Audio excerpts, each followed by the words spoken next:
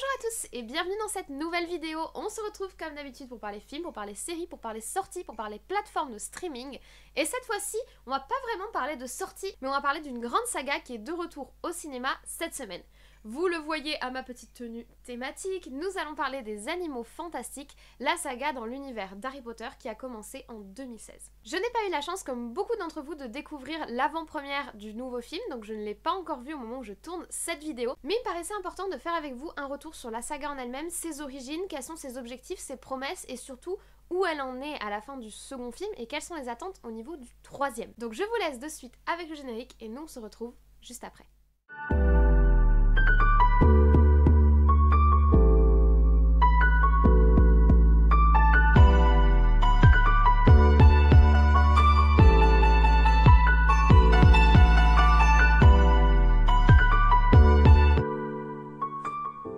Alors, la saga Animaux Fantastiques, de son originel Fantastic Beasts and Where to Find Them, donc les animaux fantastiques et où les trouver, est une saga qui s'inscrit dans l'univers d'Harry Potter. Ce n'est pas une suite et c'est pas non plus à proprement parler un préquel puisqu'on va pas du tout retrouver les mêmes personnages, pour certains en tout cas. C'est en gros une nouvelle suite de films qui est dans l'univers Harry Potter qu'on appelle l'univers du Wizarding World. Je vous ai déjà un petit peu parlé du Wizarding World quand je vous ai fait la vidéo sur le futur jeu vidéo qui va sortir dans l'univers qui s'appelle Hogwarts Legacy. Si vous n'avez pas vu la vidéo, elle est juste ici. Le Wizarding World, il a commencé en 2016 et son premier marqueur c'est d'ailleurs la sortie du premier film Animaux Fantastiques puisque ce premier film est le premier produit qui est sorti par le Wizarding World qui est un ensemble qui chapeaute un petit peu tout ce qui sort dans l'univers de Harry Potter et dans l'univers des sorciers. Ce Wizarding World il était partiellement sous l'égide de J.K. Rowling mais ce n'est plus le cas aujourd'hui du fait des polémiques autour de cette personnalité sur lesquelles je ne reviendrai pas. Donc Fantastic Beasts ou les Animaux Fantastiques est une série qui a commencé en 2016 et qui doit normalement compter 5 films. À ce jour, 2 films sont sortis, le 3e sort mercredi, on peut donc dire qu'on est à mi-chemin de l'univers des Animaux Fantastiques. À la réalisation des 3 films pour le moment, et normalement il devrait réaliser les 5 films de la série, on a David Yates. Alors David Yates, il a réalisé les films Harry Potter du 5 au 8,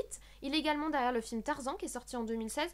Son talent en tout cas dans les derniers Harry Potter, les Harry Potter les plus sombres, hein, du 5 Le Prince de Sang Mêlé au dernier Les Reliques de la Mort partie 2, c'est des Harry Potter qui sont beaucoup plus sombres que les premiers, bon c'est aussi l'ambiance des livres évidemment, mais voilà. David Yates, il est retenu pour avoir fait quand même un travail très honorable sur la saga Harry Potter. Le film Tarzan par contre je pense qu'on va éviter d'en parler parce que c'était pas forcément une grande réussite. Au scénario, nous avons J.K. Rowling, en tout cas au scénario des 2 premiers films, puisqu'on va avoir un changement pour le prochain film, puisqu'entre temps J.K. Rowling a été écartée des productions Wizarding World comme je vous l'ai dit. C'est la première fois que J.K. Rowling écrivait un scénario pour le cinéma. Elle a écrit les livres à l'origine d'Harry Potter, mais ce n'est pas elle qui écrivait les scénarios pour les films. En effet, les scénarios des films ont tous été écrits par Steve Kloves, et c'est d'ailleurs lui qui va revenir pour les Animaux Fantastiques 3 et très probablement pour les 4 et 5 qui sortiront ensuite, enfin qui sont supposés sortir ensuite, puisqu'ils n'ont pas encore été confirmés. A savoir que Steve Kloves, il a également travaillé sur les The Amazing Spider-Man, donc les Spider-Man de Sony avec Andrew Garfield, c'est lui qui avait fait les scénarios, donc il est quand même connu, il a travaillé sur pas mal de gros projets, mais vraiment il est très investi dans l'univers Harry Potter. Histoire de terminer la présentation de la saga Animaux Fantastiques, il faut savoir que la saga n'existe pas en livre, elle est d'un tout petit, c'est pas vraiment un livre, c'est une sorte de répertoire avec des animaux fantastiques de l'univers d'Harry Potter, que J.K. Rowling avait écrit en 2001, et c'est la seule base de travail qu'il y avait pour les Animaux Fantastiques, donc la plupart des créatures qu'on a déjà vu apparaître dans les 2 premiers films apparaissent dans ce répertoire des créatures fantastiques, et c'est de là qu'a été tissée toute l'idée. Donc il y a vraiment une dissociation entre Harry Potter qui était l'adaptation d'une saga littéraire et les Animaux Fantastiques qui est vraiment une création originale pour le cinéma. Au niveau du contexte, où se situent les Animaux Fantastiques par rapport à l'univers d'Harry Potter? Alors, ça se passe en 1925 jusqu'à 1945, donc le premier film, Les Animaux Fantastiques 1, se passe 60 ans avant les Harry Potter que l'on connaît, donc les univers à Poudlard avec Harry, Hermione, etc. On est 60 ans avant, on est en pleine période de l'entre-deux-guerres. La Première Guerre mondiale est terminée, elle a marqué les États-Unis et elle a surtout marqué l'Europe. Et là, on va être dans la grande période du boom économique américain, de l'essor américain, même s'il va y avoir la crise de 29 qui va un peu tout casser, et surtout la grande période de l'art déco dont j'adore vous parler. J'en ai parlé dans le film Nightmare Alley que j'ai adoré. C'est une très belle période esthétiquement. C'est une période qui est très tendance depuis 4-5 ans. Donc on peut comprendre le choix de 1920 comme période, à savoir que les films sont censés s'étendre jusqu'à 1945, fin de la Seconde Guerre mondiale. Donc on va voir la Seconde Guerre mondiale du point de vue des sorciers, ce qui est plutôt intéressant sur la promesse de base. Peu de personnages connus sont présents à cette époque, hormis bien évidemment Dumbledore, très grand sorcier, qui est né en 1881, parce que Dumbledore, il va mourir à 116 ans, c'est-à-dire il a quand même bien vécu. Là, dans les années 1920, il est autour de 30 ans, il travaille déjà à Poudlard, et est déjà très connu comme un sorcier puissant. L'intrigue de Fantastic Beasts va du coup évoquer Dumbledore, mais surtout son opposition à un autre personnage quasi légendaire de l'univers des sorciers, qui est Grindelwald, qui est plutôt un personnage négatif, on va même dire un méchant. Oui, car il y a des méchants, je veux dire. Après, celui dont on ne va pas prononcer le nom, nous avons Grindelwald. Mais le film n'est pas centré, du moins l'univers de base n'est pas centré autour ni de Grindelwald ni de Dumbledore, mais autour d'un personnage nouveau que l'on ne connaît absolument pas, qui est Norbert Dragono, ou dans sa version anglaise, Newt Scamander. Ce héros un petit peu différent de ce qu'on peut connaître, puisqu'il est plutôt sensible et réservé, il est joué par Eddie Redmayne, et il est extrêmement attachant. Il va avoir son groupe d'amis, on va dire, son groupe avec lequel il va vivre ses aventures, très classiques d'un scénario à la Harry Potter, même si c'est pas forcément copié, puisque cette fois-ci on est sur des adultes et pas sur des enfants. Notamment il va y avoir les sœurs Goldstein, donc il va y avoir Tina qui est une aurore, et Queenie qui est une légilimence, qui est un pouvoir assez particulier, elle peut lire dans les esprits. En plus de ces deux jeunes sorcières, il va également être accompagné de mon chouchou, Jacob Kowalski, qui est joué par Dan Folger. Et la subtilité de ce personnage, c'est que c'est le premier héros de l'univers d'Harry Potter qui est un moldu. Jusqu'à maintenant, dans Harry Potter, même si on n'était pas dans l'opposition aux moldus et qu'on avait plutôt... on valorisait en fait la relation avec les moldus, on n'a pas eu forcément de personnages charismatiques qui étaient des non magiques, comme ils disent dans l'univers de Fantastic Beasts, puisque c'est ce qu'ils disent à New York. Donc on n'a jamais eu vraiment de héros non mages. Et là, on va avoir ce Kowalski qui est un non magique, un moldu, et qui va prendre une place assez importante dans le film. C'est plutôt intéressant de faire cette proposition. En plus de Eddie Redmayne et Dan Folger, on va avoir de grands acteurs, notamment Jude Law qui va interpréter Dumbledore, que je trouve plutôt bien choisi, même si on va en parler, il y a quelques trucs qui sont un petit peu... qui collent pas forcément à l'univers. On va ensuite avoir Johnny Depp pour jouer Grindelwald. Alors là encore, on va en reparler, mais il faut savoir que Johnny Depp, du fait également de polémiques autour de Johnny Depp, ne sera plus à l'affiche du troisième film. Il va être remplacé par Mads Mikkelsen. On va avoir deux acteurs différents pour Grindelwald. Et on a ensuite Catherine Waterston et Alison Sudol, qui sont donc nos deux personnages principaux féminin. Le casting de base est plutôt intéressant. On peut dès à présent voir qu'on a deux figures très importantes, deux acteurs très importants qui vont jouer Dumbledore et Grindelwald. Et donc dès le premier film, on pouvait se douter que ces deux personnages-là seraient prépondérants, même si Eddie Redmayne est très apprécié, il n'a pas l'aura que peut avoir un Jude Law ou encore moins un Johnny Depp. Au niveau des promesses, quand l'univers débute en 2016 avec le premier film, c'est assez énorme puisque déjà c'est supposé être la renaissance du monde d'Harry Potter au cinéma. Le dernier Harry Potter est quand même sorti depuis quelques années. L'univers d'Harry Potter est toujours vivant puisqu'il y a une grosse communauté de fans, etc. Mais c'est vrai que le retour d'Harry Potter au cinéma c'était attendu, c'était pas forcément attendu sur ce genre de choses, les fans attendaient plutôt quelque chose autour des fondateurs par exemple, des grandes maisons, ou quelque chose autour des Marauders. On s'attendait pas à un univers complètement différent, et au final c'est ce qui a été super rafraîchissant, c'est-à-dire que Fantastic Beasts, quand ça arrive au cinéma, c'est pas du tout ce qu'on attend, et c'est très frais, c'est-à-dire on sort de Poudlard, ça déjà c'est génial, puisque au final toutes nos années, tout ce qu'on connaît de l'univers d'Harry Potter, ça se passe à Poudlard ou aux alentours, mais on va pas très loin. Donc on sort de Poudlard, on est supposé voyager, découvrir l'univers des sorciers. Newt, c'est un voyageur. Norbert Dragono, c'est un voyageur. Il va de par le monde pour rencontrer des créatures. Et nous, on s'attend à voyager avec lui et à rencontrer toute une flopée de créatures fantastiques, mignonnes, adorables, attachantes. C'est vraiment ça les promesses du premier film. En plus de ça, comme ça se passe dans le passé, on espère en savoir plus sur l'histoire du monde des sorciers. Alors pas forcément du coup l'histoire de Poudlard, puisqu'on va pas être centré sur le château, mais l'histoire du monde des sorciers en général. Et c'est intéressant puisque les personnes qui ne connaissent que les films n'ont pas forcément des clés, mais même les personnes qui suivent beaucoup les publications sur Pottermore par exemple, n'ont pas forcément toutes les clés de lecture de l'univers d'Harry Potter et du Wizarding World en fait, qui est très large, très étendu, avec plein de mystères de partout. Donc forcément, ça donnait envie, c'est-à-dire ce côté ouverture du monde des sorciers, on sort de l'école et on va de par le monde et on va apprendre un peu ce qui se passe 60 ans avant et toutes les dynamiques qu'il y a eu, etc.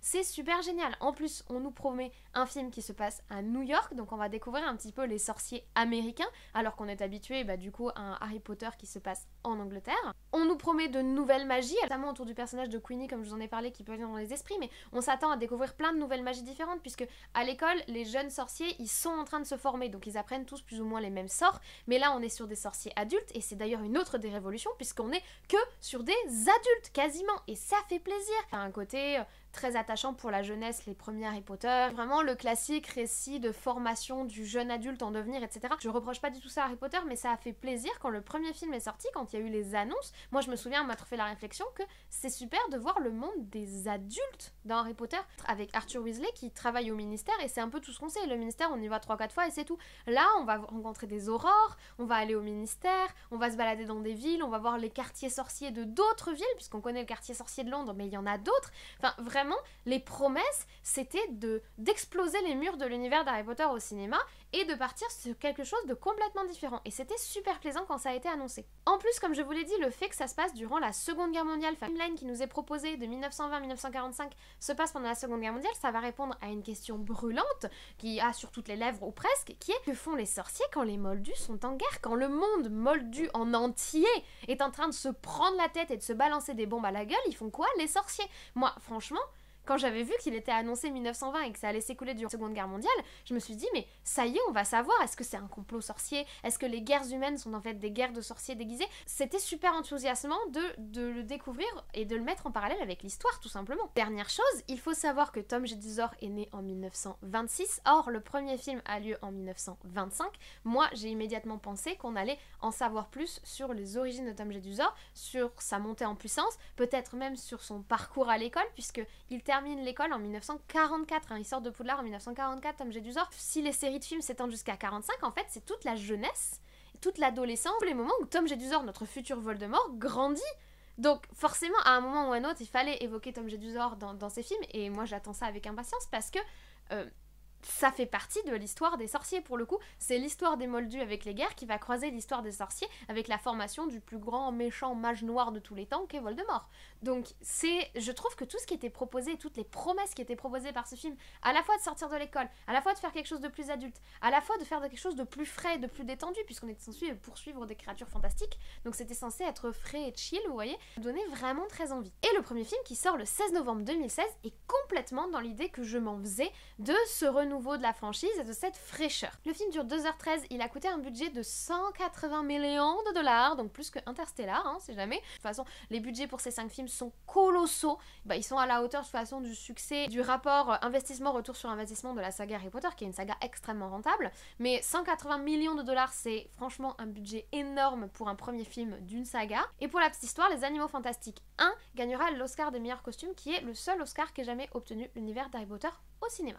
Ce premier film nous amène comme promis à New York en 1926. On rencontre Norbert Dragono, qui est magizoologiste, qui traverse le monde et qui a dans sa valise tout un tas de créatures dont il s'occupe. C'est quelqu'un d'un petit peu différent, d'un petit peu à part, assez timide, assez réservé, pas très doué avec le contact avec les autres humains, par contre très très doué avec le contact avec les animaux. Il va se retrouver un petit peu mêlé à des événements qu'il n'a pas du tout souhaité et dont il n'a pas forcément conscience à la base. En effet, à New York, il y a une ancienne menace qui plane, Grindelwald, le mage noir, pourrait revenir un de ces quatre. Il y a une petite association moldus qui s'appelle les Fidèles de Salem qui essaye de dégommer du sorcier. Donc on est vraiment sur des petites tensions interpopulation entre les moldus et les mages, donc les non-mages et les mages, puisque à New York on n'appelle pas les moldus des moldus, de l'argot anglais. Et en plus de ça, il va y avoir donc un enquêteur de la justice magique de New York, Graves, qui va enquêter sur des événements un petit peu curieux qui seraient déclenchés par un obscurial, un jeune sorcier qui aurait réprimé ses pouvoirs magiques et qui, ce pouvoir magique serait devenu un espèce de pouvoir négatif et bouillonnant en lui.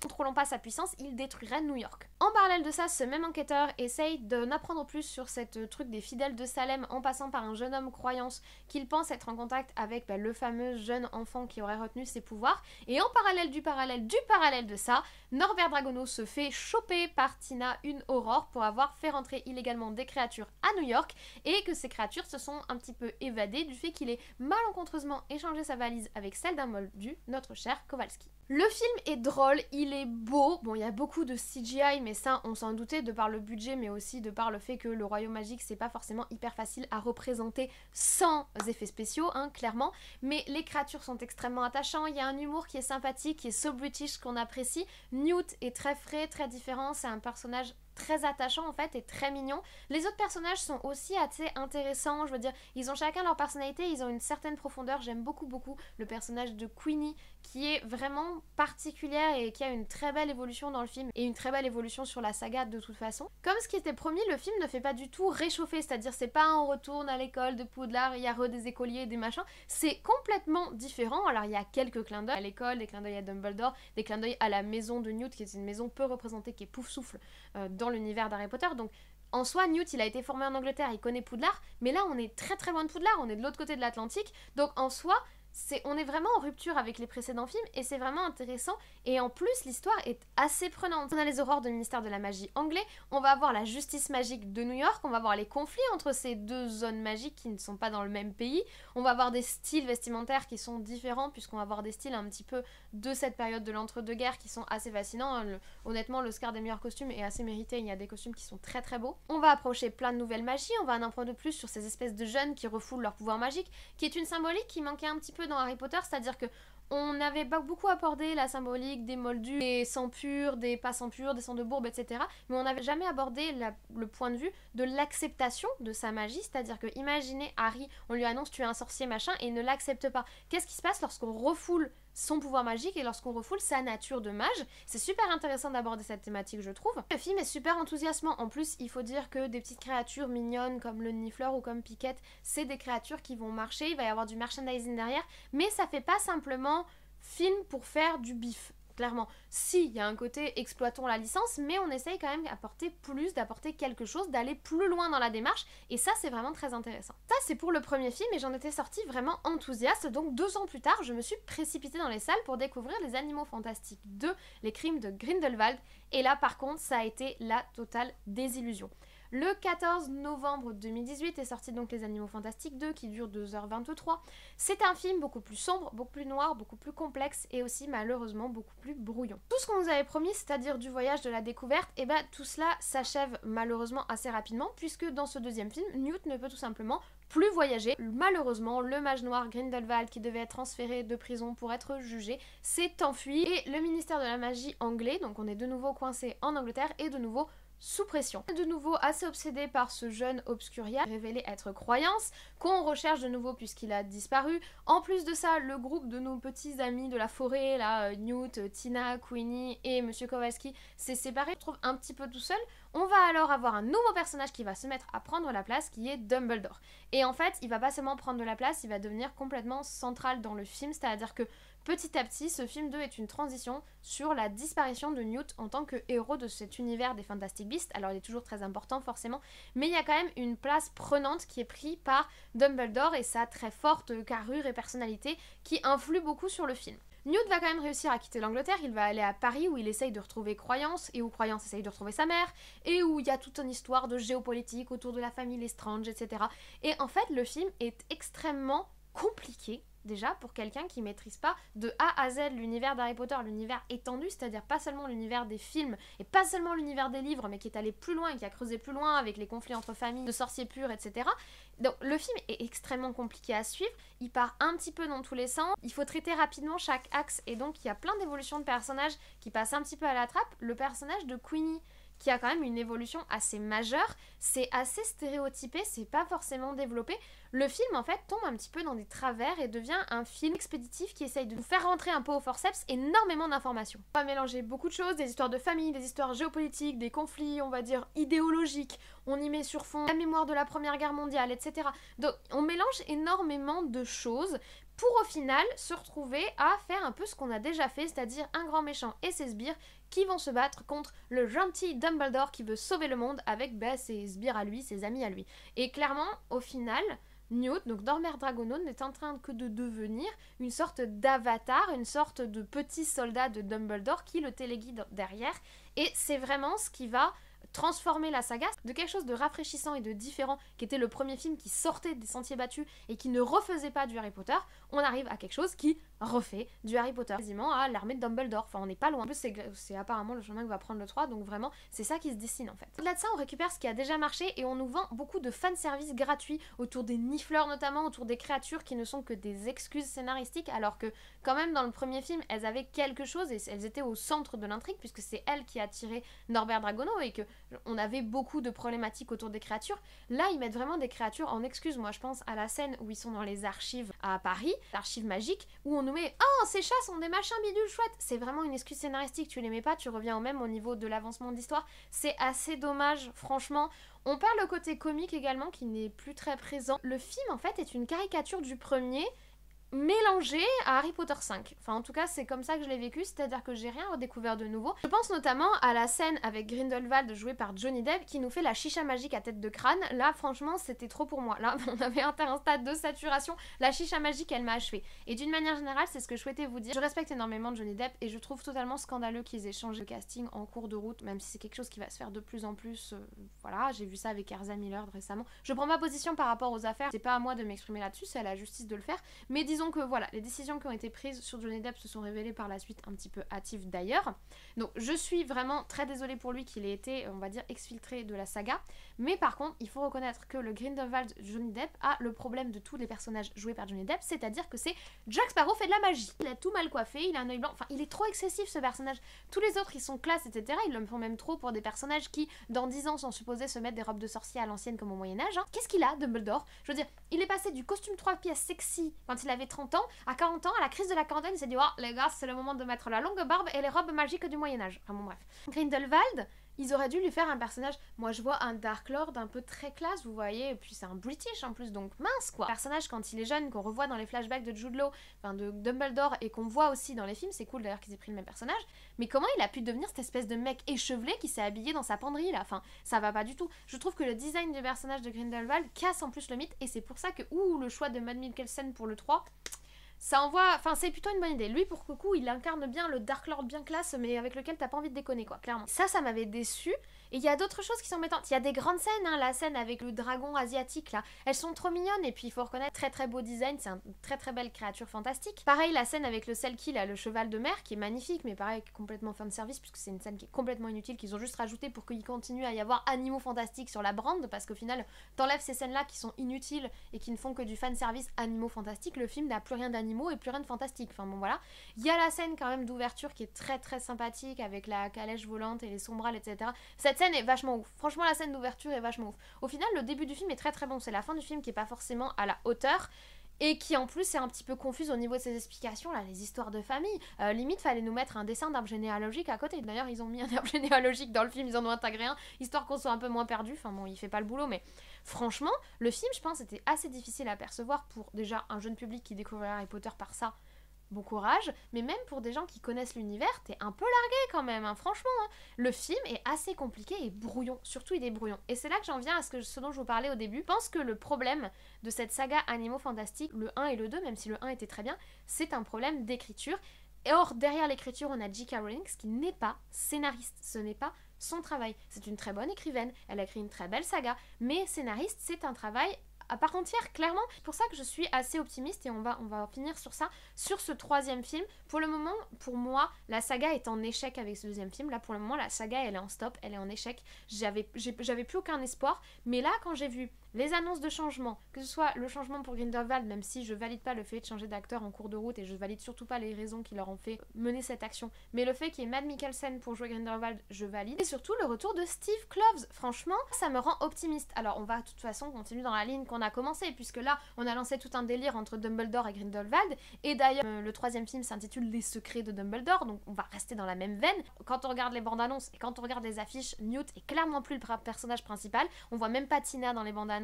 On voit Queenie 3 secondes, tout ce qu'on voit c'est Dumby.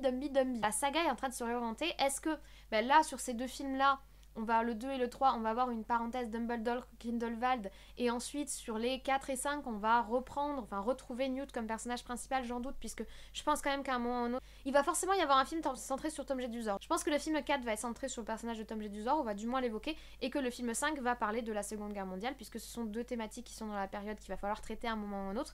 Donc je pense que les promesses du premier film ne seront jamais abouties et tenues, c'est-à-dire qu'une saga sur juste des créatures, des petits voyages tranquillou bilou, avec notre petit Newt qui est trop choupinou et en parallèle des petites histoires géopolitiques du monde des sorciers, ça je pense qu'on peut faire une croix dessus. J'ai de l'espoir par rapport au retour du scénariste Harry Potter 5 à 8 parce que ce sont des scénarios qui sont quand même bien ficelés, même s'ils sont très sombres. Attention quand même à pas faire une redite de Harry Potter 5, Harry Potter 6, c'est-à-dire que moi j'ai très très peur de voir quelque chose du style Newt, Tina et Kowalski vont former l'armée de Dumbledore et aller chercher des objets maudits quelque part. Moi je le vois ça gros comme une maison, hein. Je vois clairement les reliques de la mort partie 1 version animaux fantastiques. Je sais pas pourquoi, je sens quelque chose comme ça. J'ai vu qu'une seule bande-annonce. Je l'ai vu pendant le live avec le Mediavore et je l'avais pas découverte avant. Mais bon, la bande-annonce m'annonce, en plus il y a beaucoup de Poudlard. Or l'intérêt c'était de sortir un peu de Poudlard, donc ça on a aussi perdu de vue. Voilà, mais je suis quand même optimiste dans le sens où le film a l'air pas mal rythmé, les décors ont l'air géniaux d'une manière générale et les effets spéciaux ont l'air toujours aussi beaux. On a ce petit changement de casting et on a surtout ce changement de scénariste qui peut franchement faire la différence, je pense. Maintenant, au niveau des attentes que j'ai, elles sont peut-être utopistes, mais j'aimerais vraiment qu'on continue à voyager. J'aimerais découvrir les sorciers d'Asie, les sorciers d'Afrique, les sorciers d'Amérique du Sud. J'aimerais aller voir dans le Grand Nord. Est-ce qu'il y a des sorciers au pôle Nord? Est-ce qu'il y a une école des sorciers au pôle Nord? Quel genre de créatures il y a au pôle Nord? Est-ce qu'il y a des géants des glaces? Est-ce qu'il y a des dragons qui crassent de la glace? C'est Game of Thrones, je suis en train de tout confondre. Non, mais en vrai, j'aimerais en savoir plus sur ces créatures. Enfin, j'aurais aimé vraiment voyager. Au final, c'est ce que va me proposer Hogwarts Legacy, hein, le jeu vidéo. Donc bon, frustration de Animaux Fantastiques vont être comblées par le jeu vidéo Hogwarts Legacy. C'est pas plus mal, hein, ça crée un équilibre. Et j'irai voir ce film avec enthousiasme et j'aurai les émotions parce que j'adore Poudlard et que rien que les musiques, ça me donne envie de pleurer. Mais voilà, pour moi, cette saga, c'est un peu perdu et j'aimais la promesse de base. Et la promesse de base, plus on avance et moins je la vois. Si je mets ça entre parenthèses, maintenant que je l'ai exorcisé avec vous et qu'on en a parlé, si je mets ça entre parenthèses, je suis quand même enthousiaste pour ce troisième film parce que ça reste l'univers d'Harry Potter, parce qu'on a le retour du scénariste comme je vous l'ai dit, donc je reste ouverte à toute possibilité. Maintenant, il est possible que je sois déçue comme je l'ai été énormément pour le 2. Franchement, le 2, ça a été une énorme déception. Après, le 2, c'est toujours le ventre mou dans une série de films. Dans une trilogie, normalement, c'est le 2, le ventre mou. Donc là, on n'est pas sur une trilogie, on est sur une quintologie. 5, c'est quintologie, je pense. Donc, est-ce que le ventre mou va faire 2, 3, 4? Je n'espère pas. Voilà, c'était le retour sur la saga Fantastic Beasts avec le premier et le second film de l'univers. Samedi, on se donne rendez-vous pour ma critique de ce troisième film à la lumière des éléments que je vous ai donnés aujourd'hui dans cette vidéo. Je vous remercie comme d'habitude d'avoir écouté cette vidéo. Je vous remercie pour votre soutien. N'hésitez pas à vous abonner si ce n'est pas encore fait. N'hésitez pas à activer la cloche. Vous connaissez la chanson. Surtout, n'hésitez pas à me laisser votre avis en commentaire. Est-ce que vous avez aimé le premier film? Est-ce que vous avez aimé le second film? Est-ce que vous avez des attentes pour le troisième? Qu'est-ce qui se passe dans votre vie? Est-ce que vous n'êtes pas du tout fan d'Harry Potter? Je peux tout accepter. Allez-y. Ici, c'est un espace où on peut partager son avis librement. Et puis moi, j'adore débattre avec vous en commentaire. Je ne vous embête pas plus. Je vous souhaite dès à présent une très bonne journée, une très bonne semaine, de très très bon visionnage. Et nous, on se retrouve très très vite.